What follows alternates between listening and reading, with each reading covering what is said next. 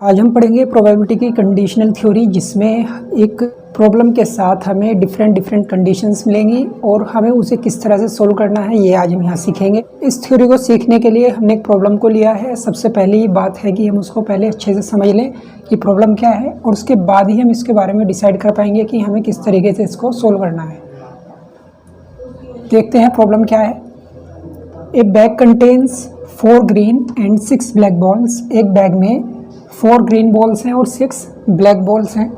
2 draws are made without replacement. यहाँ पे उसने एक बात बता दी है कि 2 ड्रॉ किए गए विदाउट रिप्लेसमेंट। मतलब ये हुआ कि फर्स्ट वाले ड्रॉ के बाद जब सेकंड वाला ड्रॉ किया गया तो फर्स्ट वाली बॉल को उसमें वापस नहीं रखा गया। तो इस तरह से उसने कहा है कि ये विदाउट रिप्लेसमेंट है और यही कंडीशन है, यही है कंडीशनल थ्योरी का बेस। अब आगे है इसमें, what is the probability that both the balls are, यानी कि इस बात की क्या पॉसिबिलिटी है कि दोनों बॉल्स होंगी। ए पॉइंट में कहा है ग्रीन, बी में कहा है ब्लैक, सी में कहा है सेम कलर और डी में कहा है डिफरेंट कलर। तो ये 4 कंडीशन बता दी हैं कि हमारे जो दोनों बॉल्स आई है 1 बाय 1 करने के बाद, तो उसमें जो फर्स्ट वाली 2 बॉल्स होंगी दोनों ग्रीन होंगी, सेकेंड कंडीशन में दोनों ब्लैक होंगी और थर्ड कंडीशन में सेम कलर की होंगी और फोर्थ वाले में डिफरेंट कलर की होंगी। तो सबसे पहले बात करते हैं फर्स्ट वाली कंडीशन की, जिसमें है both the balls are green colour. तो इसके लिए अब सिंपल पॉसिबिलिटी निकाल लेते हैं कि फर्स्ट वाली जब बॉल निकाली जाएगी तो हमारे पास बॉल कितनी है। सबसे पहली बात करते हैं probability of getting first ball green, कि पहली बॉल के ग्रीन होने के चांसेस कितने हैं। तो उसकी पॉसिबिलिटी कितनी आएगी।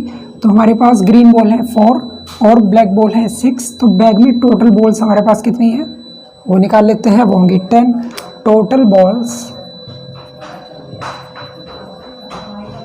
इन दी बैग, 4 तो है ग्रीन बॉल और 6 हैं ब्लैक बॉल, तो टोटल हो गई हैं वो 10 बॉल्स। बैग में 10 बॉल्स हैं। अब उसने कहा है कि probability of getting first ball green, हमें दोनों बॉल जो हमने निकाली हैं 1 बाय 1 वो ग्रीन होने के चांसेस बताने हैं। एक बॉल फर्स्ट ड्रॉ में निकलेगी और आफ्टर दैट सेकंड बॉल निकलेगी, तो फर्स्ट ड्रॉ में ग्रीन बॉल होने के चांसेस कितने हो जाएंगे, जो फॉर्मूला हमारा है उसके अकॉर्डिंग, तो वो हो जाता है P is equal to favourable events divided by total events. Favourable events कितने हैं उस टाइम पे कि ग्रीन बॉल हो 4 और टोटल इवेंट्स कितने हैं बैग में, वो हैं 10। तो इस तरह से बन गई है कंडीशन कि फर्स्ट बॉल के ग्रीन होने के चांसेस हैं 4/10। ये हुई है फर्स्ट बॉल की पॉसिबिलिटी। अब हम यहाँ पे फाइंड करेंगे कि सेकंड बॉल जो हमने फर्स्ट वाले ड्रॉ के बाद निकाल ली है उस टाइम पे ग्रीन बॉल होने के चांसेस कितने हैं। तो यहाँ पे निकाल लेते हैं probability of getting second ball green. तो सेकंड बॉल के ग्रीन होने के चांसेस कितने आ जाएंगे। अब हमें देखना है कि ग्रीन बॉल के कितने हमारे पास फेवरेबल इवेंट सब बचे हुए हैं। तो फर्स्ट बॉल अगर ग्रीन निकल जाएगी तो हमारे पास बैग में ग्रीन बॉल बचेंगी 3। और इसके बाद ये भी है कि अगर फर्स्ट बॉल हमने निकाल के एक साइड में रख दी है, वो क्योंकि विदाउट रिप्लेसमेंट ही काम हो रहा है, हमने फर्स्ट वाली जो बॉल निकाल ली थी उसको निकाल के हमने अलग रख दिया और सेकंड बॉल को हमने उसके बाद निकाला है। तो इसके बाद जो कंडीशन आएगी कि सेकंड बॉल ग्रीन हो जाए, इसके चांसेस बनेंगे 3 फेवरेबल और टोटल बनेंगे 9। तो इस तरह से बन जाएगी हमारी टोटल पॉसिबिलिटीज़ कि दोनों बॉल के ग्रीन होने के चांसेस हो जाएंगे 4/10 इंटू 3/9। तो अब यहाँ पे टोटल पॉसिबिलिटीज़ आ जाएंगी। Total possibilities of both the balls are green. तो ये हो जाएगा यहाँ पे 4/10 इंटू 3/9। तो सीधा सा आंसर आ जाएगा 4 इंटू 3 12 और 10 इंटू 9 90। और इसको हम लिख सकते हैं 12/90, या इसे हम दूसरी तरह से लिख सकते हैं। तो 6 से डिवाइड हो जाएगा, 6:2 12 आ जाएगा और 6:15 90 आ जाएगा।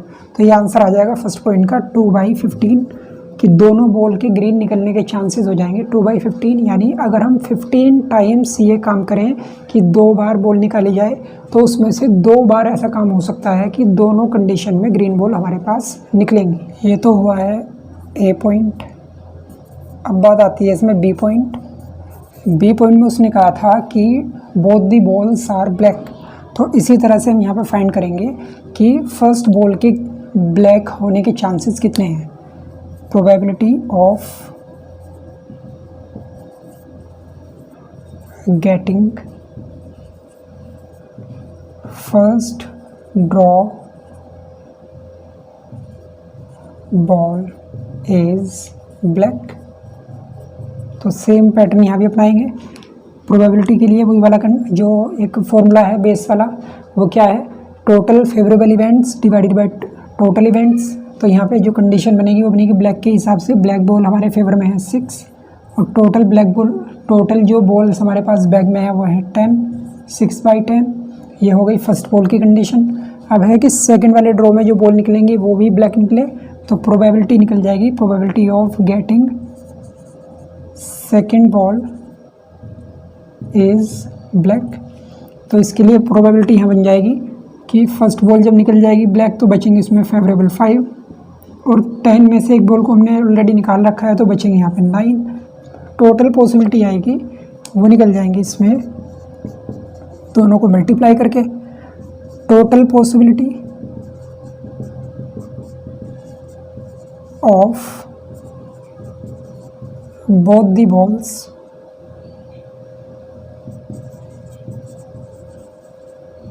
Are black. तो ये मल्टीप्लाई हो जाएगा 6/10 इंटू 5/9। ये मैंने मल्टीप्लिकेशन थ्योरी वाली जो कॉन्सेप्ट समझाई थी तब भी बताया था कि अगर दो इवेंट्स को एक साथ करने के लिए बोल दिया जाए तो वो दोनों मल्टीप्लिकेशन थ्योरी के होंगे, और दोनों को अलग अलग करने के लिए बोल दिया जाए ये या ये, यानी कि इंग्लिश में OR जो वर्ड होता है उसको अप्लाई कर दे, अथवा या हिंदी वाला या लिख दे, तो उस कंडीशन में उसको हम प्लस कर देते हैं। तो यहाँ पे ऐसी तो कोई कंडीशन नहीं है, उसने कहा है both the balls are black, तो यानी कि दोनों को एक साथ करने के लिए कहा है, इसीलिए हमने यहाँ पे ग्रीन और ब्लैक वाली कंडीशन में यहाँ पे मल्टीप्लिकेशन थ्योरी को यूज़ किया है। अब इसका जो फॉर्मूला अप्लाई करने के बाद आंसर आएगा वो आ जाएगा 6 × 5 30 और 10 × 9 90, और इसको हम सोल्व कर सकते हैं 1/3, 30 से इसको डिवाइड कर लेते हैं, तो इस तरह से सेकंड वाली कंडीशन का भी आंसर आ जाता है। अब जो इसमें थर्ड वाली कंडीशन है वो है both the balls are same colour. अब ये सेम कलर वाली बात जो आई है इसको थोड़ा सा समझ लेते हैं। सेम कलर होने का मतलब ये है कि अगर फर्स्ट बॉल ग्रीन आए तो सेकंड भी ग्रीन आए, और अगर फर्स्ट बॉल ब्लैक आए तो सेकंड भी ब्लैक आए। अब यहाँ पे हुआ है कि सेम कलर होने का मतलब ग्रीन या ब्लैक। अब ये या का साउंड आ रहा है तो इसका मतलब ये हुआ है कि दोनों की पॉसिबिलिटीज़ को हमें ऐड कर लेना है, और ये ही हमारा फाइनल आंसर होगा। थर्ड वाली कंडीशन को देख लेते हैं। उसने कहा था कि both the balls are same colour, तो यहाँ पर निकाल लेते हैं probability of getting both the balls are same colour. अब इस सेम कलर का मीनिंग क्या है? इसका मीन बनता है बोथ आर ग्रीन और बोथ आर ब्लैक, यानी दोनों या तो ग्रीन हो या दोनों ब्लैक हो, तो हमारा जो एक आंसर है, जो सक्सेस है, वो आ जाएगा। अब इसको हम कैसे फाइंड करेंगे? हमने यहाँ पे ऑलरेडी ये प्रोबेबिलिटीज़ फाइंड कर रखी हैं कि अगर दोनों बॉल ग्रीन होंगी तो तब कितने चांसेस आएंगे, और दोनों बॉल अगर ब्लैक होंगी तब कितने चांसेस आएंगे। दोनों बॉल्स के ग्रीन होने के चांसेस हम फाइंड कर चुके हैं 2/15, और दोनों बॉल के ब्लैक होने के चांसेस हम फाइंड कर चुके हैं 1/3। तो दोनों की पॉसिबिलिटीज़ आ जाएंगी। P इज इक्वल का है, सिर्फ और सिर्फ हमें पॉसिबिलिटीज़ को ऐड करना है, क्योंकि यहाँ पे और का साउंड आ रहा है। तो अब हम यहाँ पे सीधे सा आंसर ले आएंगे इसका। यहाँ पे बन जाएगा both the balls are green, तो यहाँ पे लिख देंगे both the balls are green plus both the balls are black.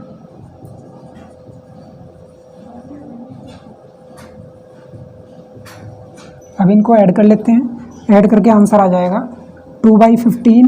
तो चांसेस आए थे ग्रीन होने के चांसेस, और 1/3 चांस आए थे ब्लैक होने के चांसेस। अब इसके लिए इसको हम एलसीएम के साथ करते हैं, तो यहाँ पे हमें देखना पड़ेगा कि 15 और 3 में एलसीएम कितना आएगा, वो आ जाएगा 15। और फिर हम क्या करेंगे, 15 से इसको डिवाइड करेंगे 1 टाइम्स, 1 के ऊपर मल्टीप्लाई, तो 2 आ जाएगा। फिर ऐसे ही नहीं, बीच में प्लस आ रहा है तो प्लस आ जाएगा। फिर 3 से 15 को डिवाइड करेंगे तो 5 टाइम्स आएगा, 5 की मल्टीप्लाई 1 में करेंगे तो 5 आ जाएगा। आंसर आ जाएगा 7/15। एक तरीका तो ये होता है एलसीएम वाला। एक होता है इसका मल्टीप्लिकेशन का, वो क्या है, 3 इन्वर्स मल्टीप्लाई करेंगे, 3 × 2 और 15 × 1, उनको प्लस करेंगे और फिर नीचे 15 × 3, तब भी आपका आंसर 7/15 ही आ जाएगा। तो ये था थर्ड वाली कंडीशन कि अगर दोनों बॉल्स सेम कलर की निकलें तो कितनी हम डिफरेंट पॉसिबिलिटीज़ निकाल सकते हैं, कैसे उसका आंसर आएगा वो हमने सीख लिया है। अब इसमें लास्ट पॉइंट बचता है कि both the balls are different colour. अब डिफरेंट कलर का मतलब यहाँ पे क्या है कि या तो फर्स्ट बॉल ग्रीन निकल जाए तो सेकंड वाले को ब्लैक निकलना चाहिए, अगर फर्स्ट बॉल ब्लैक निकलती है तो सेकंड वाले को ग्रीन निकलना चाहिए। तो इस तरह से ये बनेगी पॉसिबिलिटीज़ कि both the balls are different colour. Fourth point को यहाँ करते हैं कि दोनों बॉल में हमने भी जैसे मैंने बता दिया कि फर्स्ट बॉल अगर ग्रीन निकले और सेकंड वाली ब्लैक निकले तो हमें इसके चांसेस निकाल लेने हैं। सबसे पहले first ball is green and second is black, तो इसके चांसेस निकल के कितने आएंगे। यहाँ पे है कि अगर फर्स्ट बॉल अगर ग्रीन निकलेगी तो उस टाइम पे बैग में कितनी बॉल्स हैं, तो बैग में टोटल 10 बॉल्स हमारे पास अवेलेबल हैं।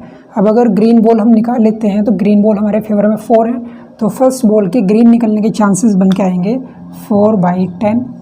और इसी के साथ साथ अगर सेकंड वाली बॉल ब्लैक निकल जाए तो उसके लिए हमें देखना होगा कि बैग में बॉल्स अवेलेबल हैं सिर्फ 9, क्योंकि एक ग्रीन बॉल को हम ऑलरेडी निकाल चुके हैं फर्स्ट वाले ड्रॉ में।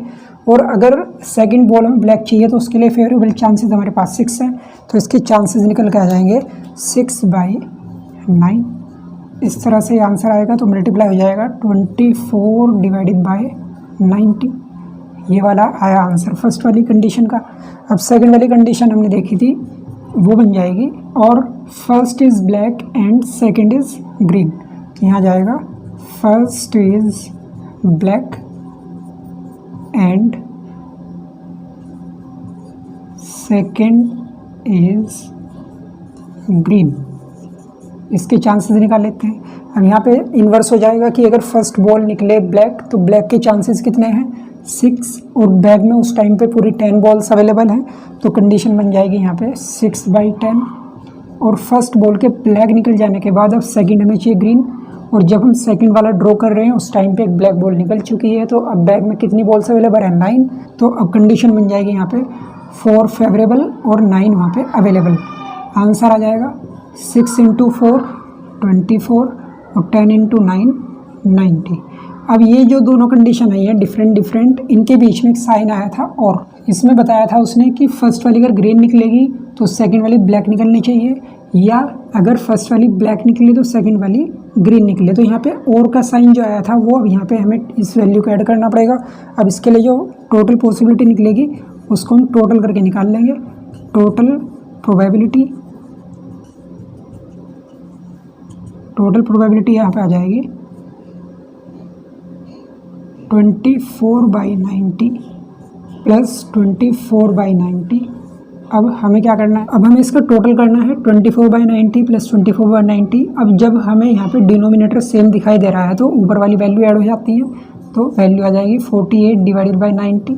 अब इसको हम और अगर सोल्व करना चाहें तो ये हो जाएगा 6 से डिवाइड हो जाएगा। 6 से हम 48 को डिवाइड करेंगे तो आ जाएगा यहाँ पे 8 और नीचे आ जाएगा 15। इस तरह से आंसर आया है 8/15। तो ये था कंडीशनल प्रोबेबिलिटी की एक प्रॉब्लम के साथ आंसर, जिसको हम डिफरेंट कंडीशंस में अलग अलग एक्सपेरिमेंट के साथ हम यहाँ पे कंडीशनल प्रोबेबिलिटी को फाइंड करते हैं और उसके बाद उसको हम एक प्रोसेस के अकॉर्डिंग लाके फिर अपना आंसर देते हैं, जिसमें डिफरेंट थ्योरीज़ को हमें अप्लाई करना पड़ता है। कभी हमें मल्टीप्लिकेशन थ्योरी भी यूज़ करनी पड़ेगी और कभी हमें साथ साथ उसके एडिशन थ्योरी भी यूज़ करनी पड़ेगी। तो ये हमें ध्यान रखना होगा कि कब हमें एडिशन थ्योरी यूज़ करनी है और कब हमें यहाँ पे मल्टीप्लिकेशन थ्योरी यूज़ करनी है। तो ये बात हमें ध्यान रखनी है। आने वाली क्लास में एक और नई थ्योरी के साथ मिलेंगे, तब तक के लिए प्रैक्टिस कीजिए और जो प्रीवियस हमने जितनी भी थ्योरीज़ पढ़ ली है उनको पढ़ लीजिए अच्छे से और समझ लीजिए।